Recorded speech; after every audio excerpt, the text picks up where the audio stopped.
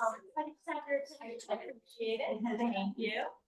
So nice to have so many of you here tonight. So you don't know, my name is Rebecca Snell, and I am the Program and Outreach Coordinator here at the Chapman.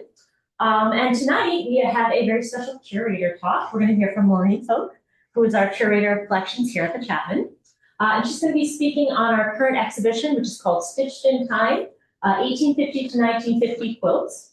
And this exhibition actually opened up in June, and it looks at the evolution of quilting over that 100-year span. And our exhibition displays quilts, coverlets, and other related objects that are all here at the Chapman's collection.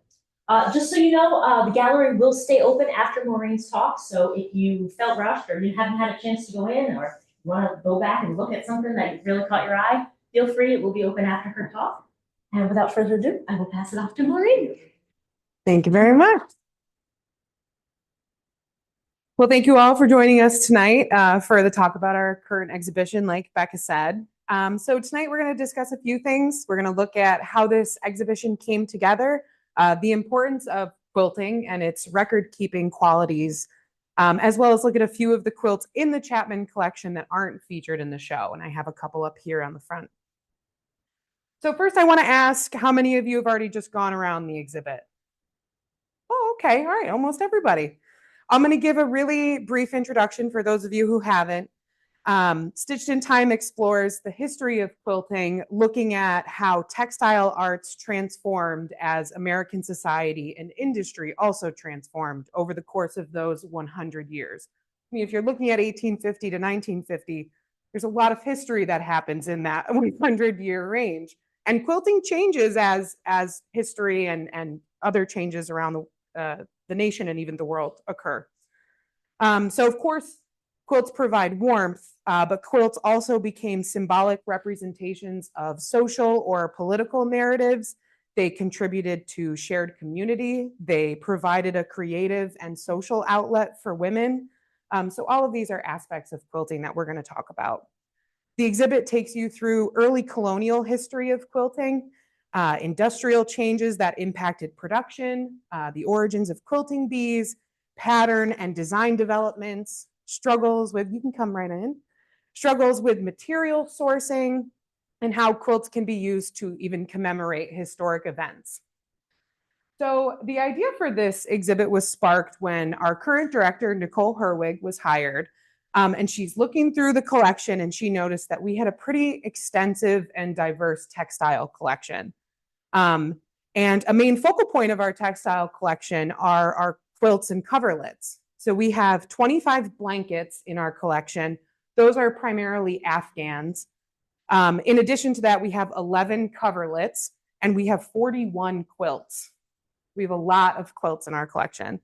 And luckily, most of those quilts are in good condition. So while the Afghans are interesting, we're just going to skip over those for tonight. But we're going to talk about both the coverlets and quilts. So starting with the coverlets, I want to talk about these because these are the blankets that really precede quilts in terms of being commonly used. Before the rise in popularity of quilts, coverlets were primarily used as the main bed coverings. These were either hand woven or loom produced, and they were made from linen or cotton and wool. Following the Revolutionary War, the rise of the cotton industry in the United States led to linen replacing wool as the primary material in coverlet production. This worked well for a time, but then during the Civil War, the divide between the North and South impacted access to cotton.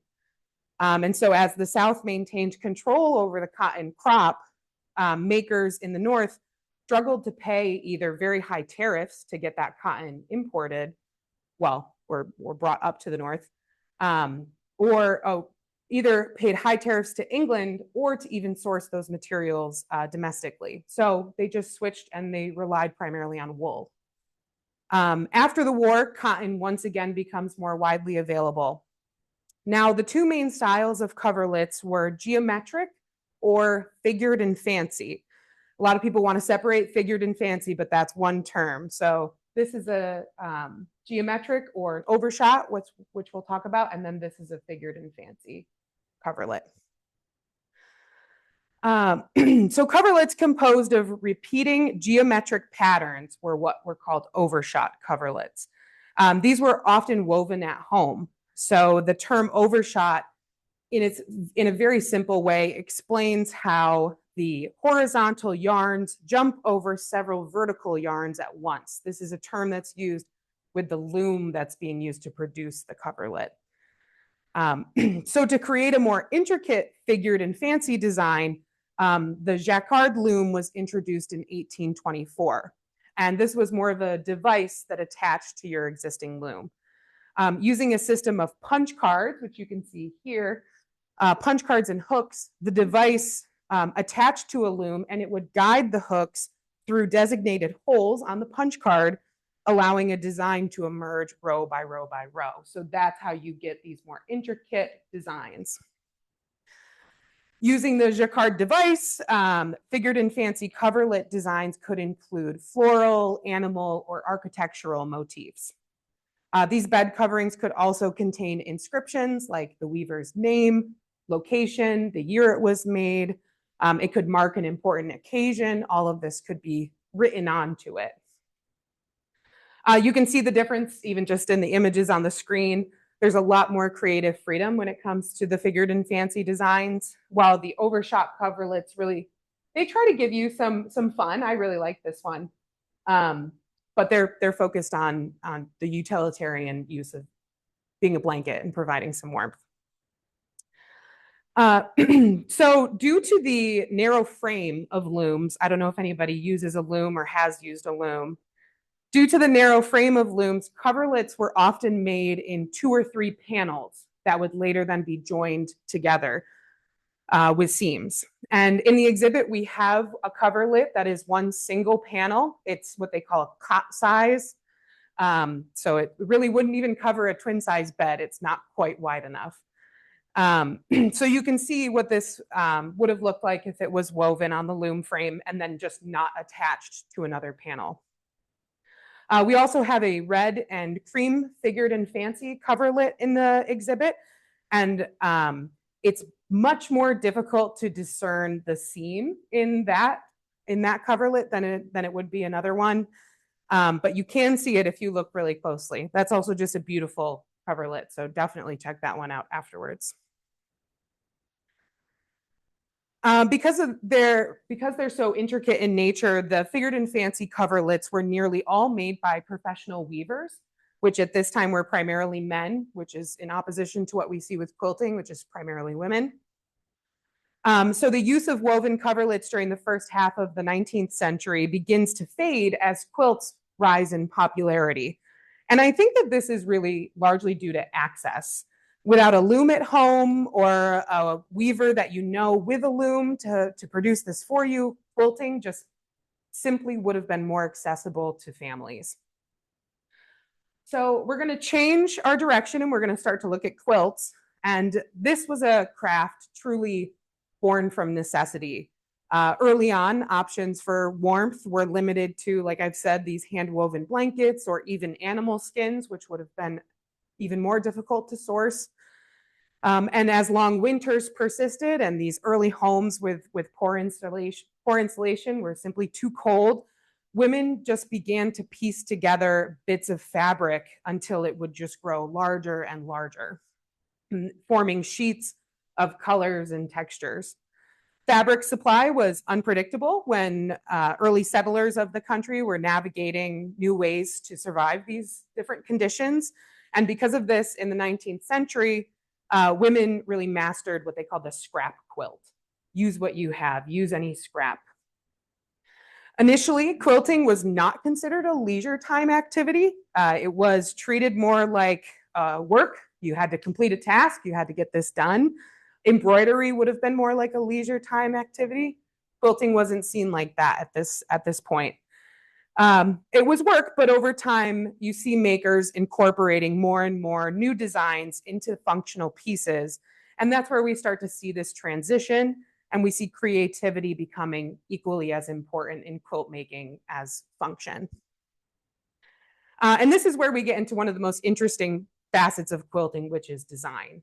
And from the inception of quilting, women really have been interested in design as much as practicality. And we see the first departure from quilting out of necessity when we see the invention of the patchwork block, which we have a series of patchwork blocks up here. So when a block is designed, it's often a standard sized block that's composed of multiple fabrics. And this block is then pieced together with other blocks of the same size to then form your finished quilt. And this is still a foundational technique to quilting.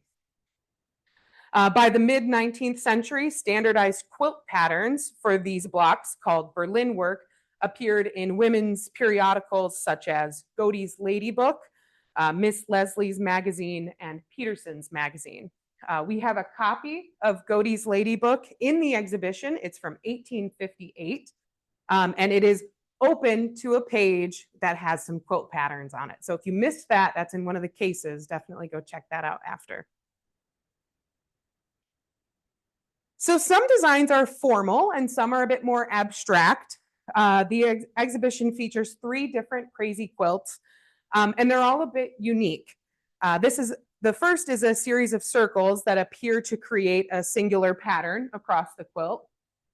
But when you examine the circles, you see that the colors totally vary, and there's no pattern of the circles being the same and any sort of repeated pattern or anything like that. This quilt is primarily made of silk, taffeta, and muslin, and it's in excellent condition considering the fact that those materials degrade rather quickly. And this quilt dates to 1860, so it's really in exceptional condition. In contrast to that one, we have another crazy quilt in the exhibit on the right here that appears completely differently. And this crazy quilt is more in line with the traditional appearance of a crazy quilt. And it could be described, and I've seen it described in many different articles and books, as a sheet of cracked ice. And I think that's a really good description for what a crazy quilt looks like. Some of the fabric scraps include men's neckties, wedding veil pieces, silk, satin, velvet, and these irregularly shaped pieces are stitched together with excessive and intricate embroidery, which is one of the best parts, I think, of that quilt. Embroidery on crazy quilts was a way to showcase even more of your textile skill. Intricate designs often included flowers, birds, animals, foliage. My favorite quilt in the show is this crazy quilt.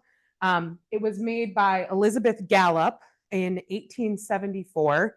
She went by Libby, and she gifted this quilt to her friend Jenny Smith on the day that she wed her husband Samuel Goodman here in Glens Falls. So we know this is the quilt we know probably the most about in our collections. Libby was the daughter of a carpenter here in Glens Falls, and she lived over on Bay Street. 1874. It features just really stunning embroidery details. That's one I invite you to check out closer after the talk, because this is a peacock that's embroidered on it, strawberries, flowers, all sorts of different details. When you walk by these things, you're so used to seeing today's machines doing it that when you stop to think, oh my God, these are handmade. Mm-hmm. Yeah. So another central aspect of quilt design is applique, and applique quilts became more common in the later 18th century. These were constructed with cutout shapes that were stitched onto a base or a ground fabric. These were more expensive than pieced quilts because they had more fabric. They were more expensive, but it was a way for makers to again showcase skill. Despite the greater cost, many women actually really preferred the freedom of applique work, and the freedom of design and just all the different things you can do with it. You can see applique in a number of quilts on view in the exhibition, but the one that I really like is the Dresden wheel quilt that we have draped over the quilt rack. So that one, if you look closely, you can see how it's stitched on after the base fabric. So one really unique quilt design that we have in our show is called a yo-yo quilt. This can be seen draped over the arm of the chair beneath the exhibition title wall. And this yo-yo quilt dates to 1930 to 1950, and it's completely composed of cotton circles and that were tediously hand-stitched to their neighboring circle. This style leaves gaps between the cotton circles, which makes it quite delicate, and that is the reason that this quilt is not hanging in the exhibit, and that's why we have it draped. It would apply too much pressure on those seams for it to be hanging. And this is a very large yo-yo quilt. I think it would cover a queen-size bed, to give you an idea. Each circle is actually called a rosette. Some people call it a yo-yo or a rosette. I've seen both. And sometimes these rosettes are added to a quilt as applique. So these have been used in different circumstances too. These were popular from 1920 until about the 1940s.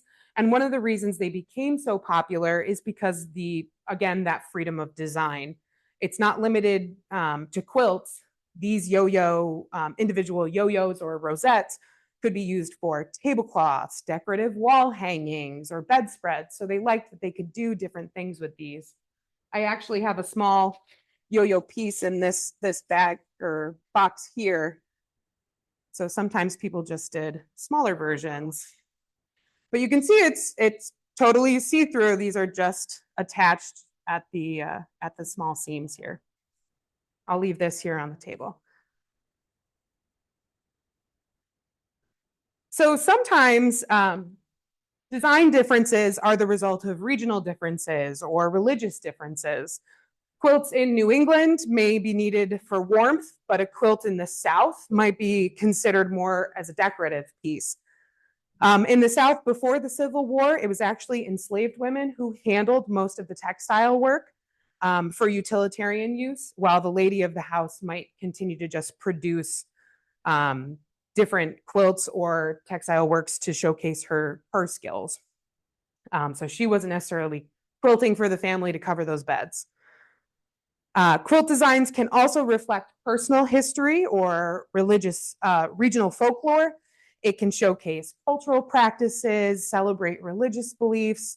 Design elements like the Star of Bethlehem, the Rose of Sharon, Jacob's Ladder, those are all symbols rooted in Christianity. Astrological symbols such as the rising sun or blazing star, those could also display religious overtones. But in like Amish families, you're going to see quilt design reflect their religious and social values. So you're going to see this change depending on where you might be regionally or religiously. There are just some differences. So these aren't simply patterns to follow. Designs play such an important role in what the maker of the quilt wants to express. And so through their designs, quilters can express views on patriotism, war, slavery, and other life or historical events. So design evolved over time, but also through shared quilting. One of my favorite aspects of the exhibition is our Conversation with Quilters video, which features 3 members of the Wings Falls Quilt Guild. Linda Denner, Pat Chase, and Sue Bishop generously gave their time to come in to the museum and talk with me about their personal history with quilting. And one of the things that was clear from speaking with each one of these women was how important community service was. The ladies all spoke about how giving the quilting community is, and they make an effort to donate to important organizations, including the Waite House, the hospital, and various other organizations. We were very lucky to have 2 quilts donated for our August fundraising event by some of these quilters. Linda Zyla, who's right here, she made this beautiful piece. And then Linda Denner produced this. It's this part of the exhibit I think is really important because it speaks to service and community, which have really for a long time been at the heart of quilting. So initially, the labor of quilting would have been done at home, but gradually over time, women began to gather together to complete this task with community. So quilting became so popular and so central to the lives of women that an entire social event was created out of this. Quilting bees were established for women to continue their work and seek companionship or friendship with neighbors. During a time of increased migration, industrialization, and urbanization, Americans were seeking comfort in this ever-changing world. And quilting bees served as opportunities for women to bring their unfinished work. We've got an unfinished quilt right here on the table. So bring your unfinished work and receive some assistance on projects from relatives, neighbors, friends. And then it's also a time for young girls to learn more from the women who are quilting. By the time a girl could cut cloth and stitch it together, they began quilting. So quilting bee gatherings varied from impromptu events to large-scale affairs that involved even an entire community. And women, and sometimes they were accompanied by refreshment and entertainment. Women socialized and exchanged news. They could exchange recipes, home remedies, fabric scraps, personal problems. They could take new skills and materials home with them, and they could then teach their daughters. So this supportive environment really thrived and became a pillar of social life for women. Participants did not have to be skilled quilters to take part. Many helped with other aspects of the event, such as simply food preparation. So, and I really love this image because you can see the individual squares that some of these girls are working on. So as quilting bees grew in popularity, men would join for refreshments following the work. Typical, right?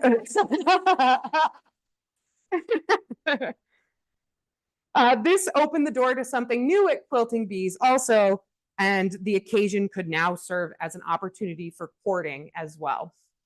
So they really turned the quilting bee into an anything kind of event. But aptitude in the arts was something that was always admired in young women, and quilting bees showcased a young lady's stitching skills really well. And quilting bees could also become quite competitive, and girls would showcase their best stitches. And when the married women had neared finishing a quilt, they would step aside and they would leave the young ladies to vie for the distinction of setting the last stitch of the quilt.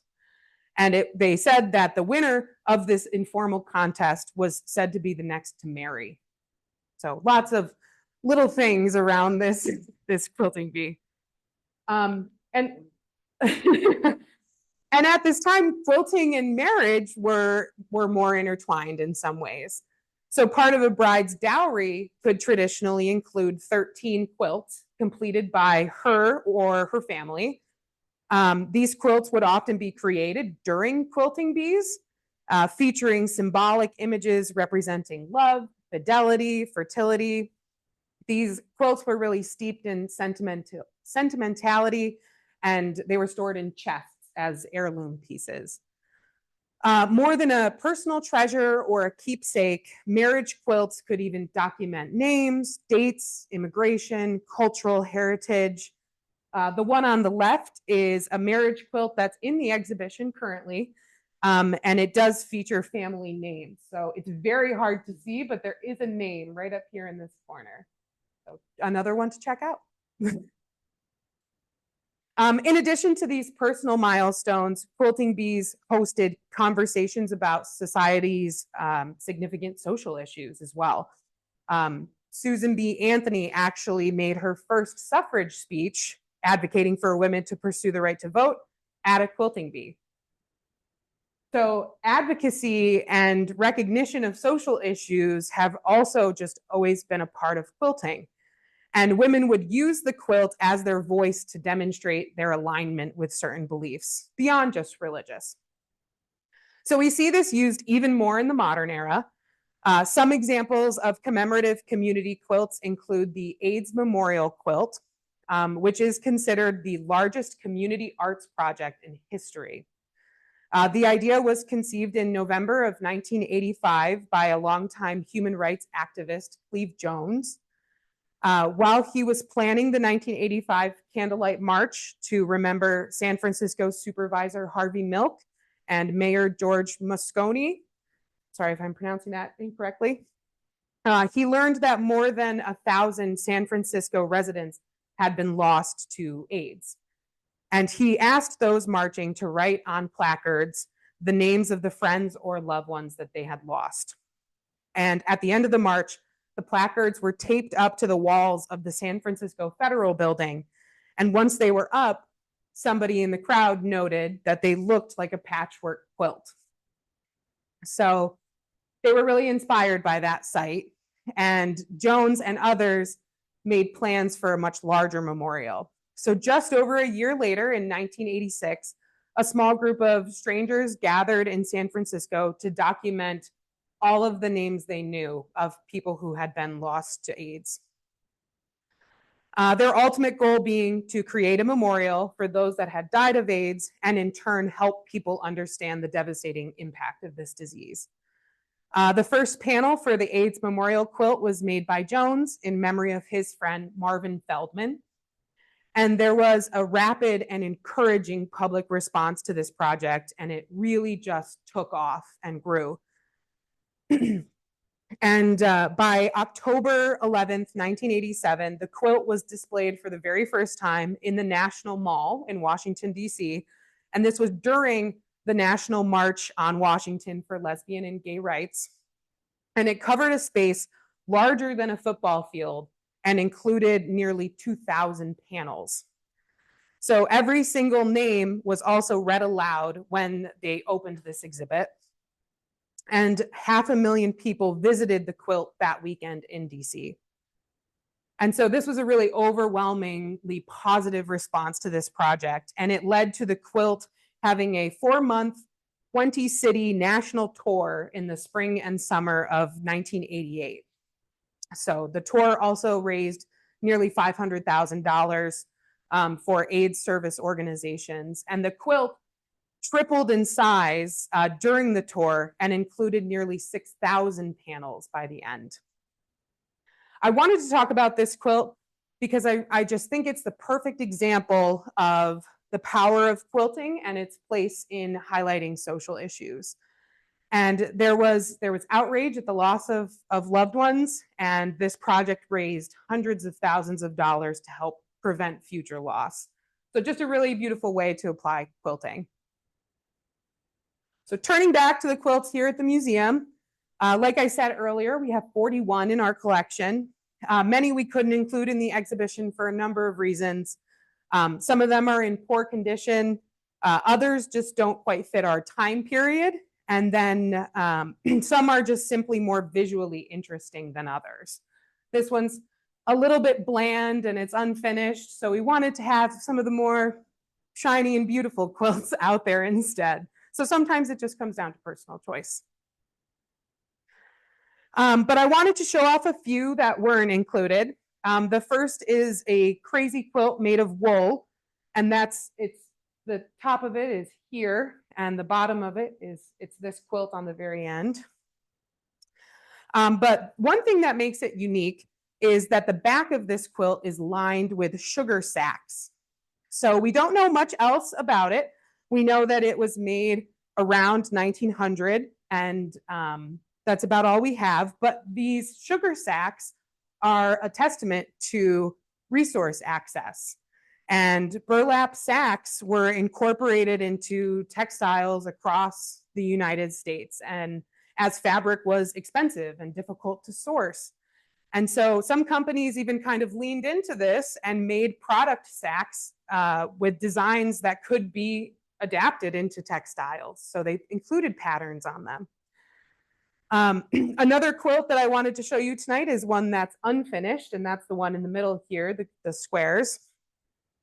This is a 4-patch style, all wool quilt top. The backing was never added, so you can come up at the end and you can see how they got this stitched together. But what we easily have the most of here at the museum are patchwork squares.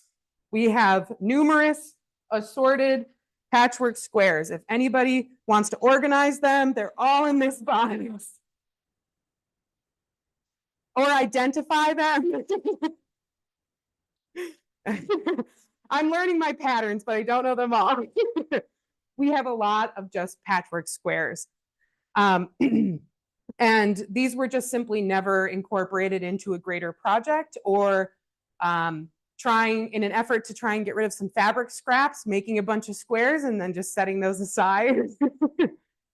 At the end, you can come up and look at plenty of those too. I have some displayed on the table here.